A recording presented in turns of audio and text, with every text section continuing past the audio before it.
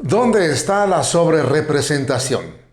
Los grupos de poder apoyados por los medios tradicionales de desinformación continúan con su nueva campaña de mentiras, con el propósito de torcer la verdad, con el propósito de hacer ver lo inexistente.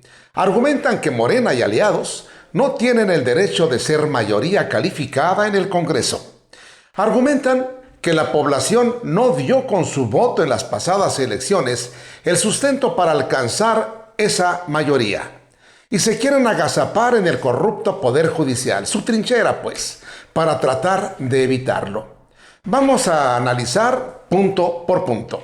El Congreso de la Unión se forma por la Cámara Baja de Diputados y por la Cámara Alta de Senadores.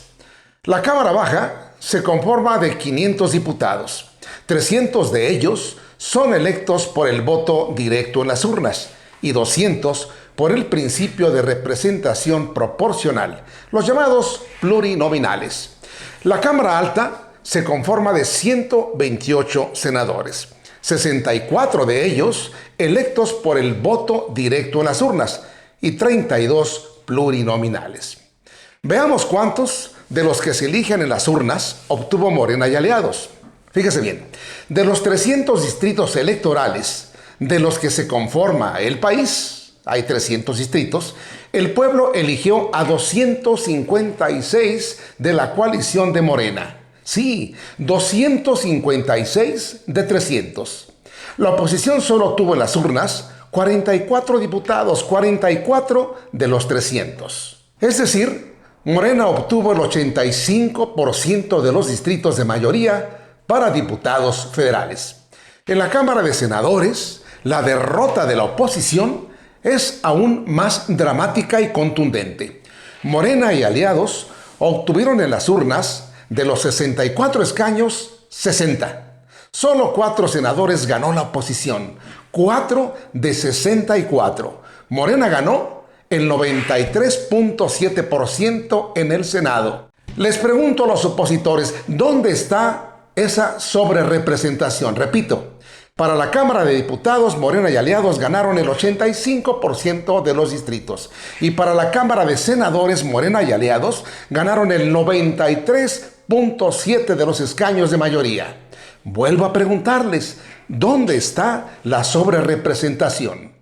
La oposición tendrá diputados y senadores gracias a que existe la figura de los plurinominales, que fue creada para que los partidos que perdieran, los perdedores, no se quedaran de plano sin representación. Pero ¿de dónde pretenden que Morena y aliados no obtengan el beneficio de la masiva votación que obtuvo a su favor? ¿Con qué argumentos, basados en la verdad, pretenden evitar la voluntad popular? En su momento el PRIAN, cuando conformaban la mayoría calificada en el Congreso, se despacharon con la cuchara grande en cuanto a repartición de las plurinominales. Plasmaron en la Constitución las reglas del juego que entonces les favorecían, pensando en que seguirían siendo mayoría, y ahora que les cayó el tsunami y perdieron vergonzosamente, no aceptan las reglas del juego que ellos mismos impusieron.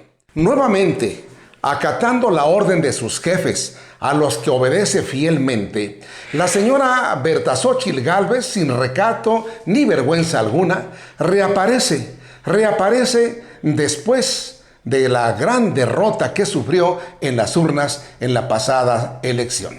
Dice el presidente López Obrador hoy en la mañanera que ustedes han montado una campaña con este tema de la sobrerepresentación para desconocer lo que la Constitución dice, lo que ustedes mismos aprobaron, ya no lo quieren reconocer.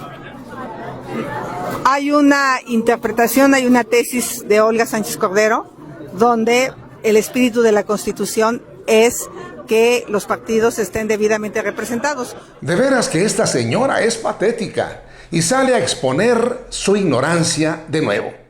Según su miope visión, ahora resulta que una tesis de una exministra vale más que lo establecido en la Constitución.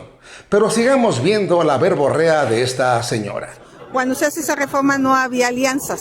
Entonces vamos a dejar que los tribunales interpreten, pero como hoy está el voto de alguien que votó por esta alianza que yo encabecé vale menos que la que votó por Morena. Y eso es una violación a sus derechos humanos. Y vamos a dar la pelea y la vamos a dar duro. A ver, señora Berta, usted habla de dar una pelea duro. Pues ya vimos cuán duras son sus peleas. Le recordamos que usted tronó como cucaracha aplastada en las pasadas elecciones. ¿De qué pelea dura habla? López Obrador argumenta que ellos merecen la mayoría calificada. No la merecen, ganaron 54% de los votos, no tiene por qué tener el 75% de las curules. Así de fácil. Muy fiel a su estilo, y a lo único que sabe hacer, miente de nuevo. Hablando de curules, no se ganó el 54%.